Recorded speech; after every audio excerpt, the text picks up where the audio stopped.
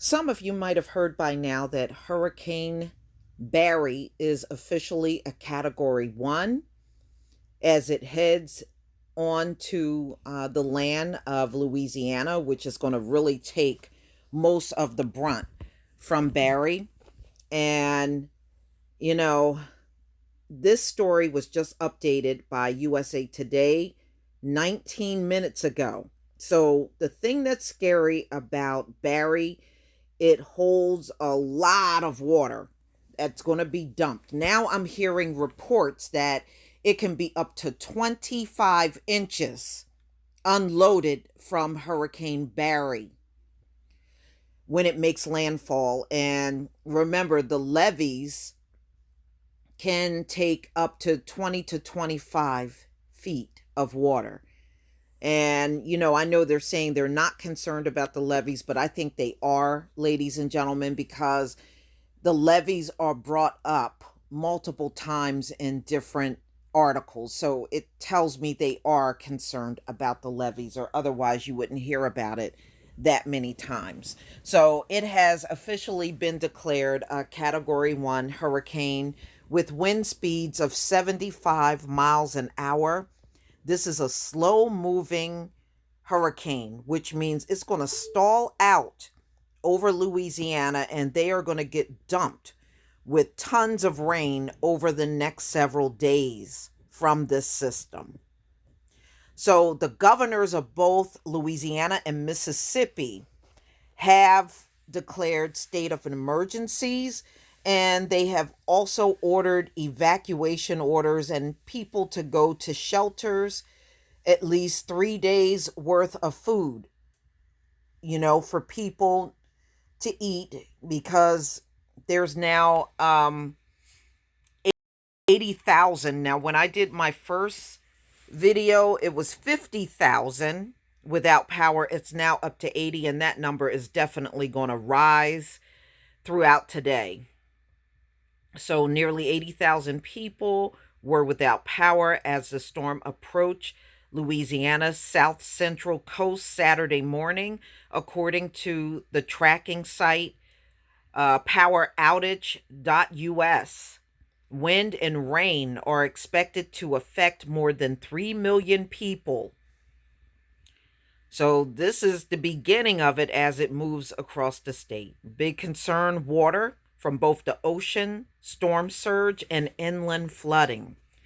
And I looked at some of the pictures. Some of the places are already flooded pretty badly, before Barry has reached landfall.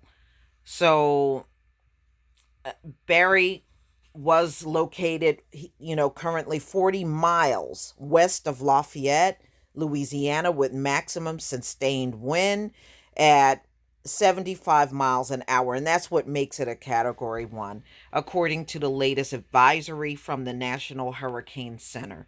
So, you know what, ladies and gentlemen, all eyes are going to be on Louisiana over these next few days, as this thing moves through the state. Tracking forecast showed the storm moving north, swelling the Mississippi River basin with water that must eventually flow south again. And it just gives you all these different websites you can go to track the storm, which I plan on doing throughout the day. I'm going to just watch it. Yes, the storm has made landfall as a Category 1 hurricane, according to a tweet from the Colorado State University meteorologist Philip Klaasbach. Okay, so it's only the fourth hurricane on record to hit Louisiana in the month of July. So, I mean, really, this is kind of early in the season. So, I don't know, y'all. This couldn't be a sign of how bad it's going to be this season with the hurricanes, with it starting in July. Okay, so of course, a hurricane warning is in effect along Louisiana coast from intracoastal city to Grand Isles. Okay, so Barry officially became a Category 1 hurricane at 10 a.m. Central Time, Saturday. So it's the first Atlantic hurricane of the season. We know Hurricane Barbara, but that was over on the Pacific coast. So this one is the first one for the Atlantic Ocean side. And they're saying 20, in the beginning they said the accumulations from the rain that it will produce 10 to 20 inches, but now there are many reports coming out that said some areas could get 25 inches. And I heard that probably about 2 hours ago. So, wow. I just hope everybody down there are safe. It's a terrible thing to know you got people down there and you can't really help them. That's a terrible feeling. I know that's how I felt during Hurricane Andrew in Florida. I have my father's people in Florida, and when that hurricane hit, man, I was so worried about them. It was terrible. They were out of power. One of my aunts did not have power for 2 months. And it is just, but she didn't want to leave. We offered to bring her here and everything, and she did not want to leave. And she ended up down there for 2 months with no power. And I have one uncle, he got so tired of being without power, he had his house hardwire with a generator. So now, whenever they're without power after a hurricane, he can rely on turning on and off, his very own generator, but everybody can't afford to do that. He was able to do it. And it's nerve wracking.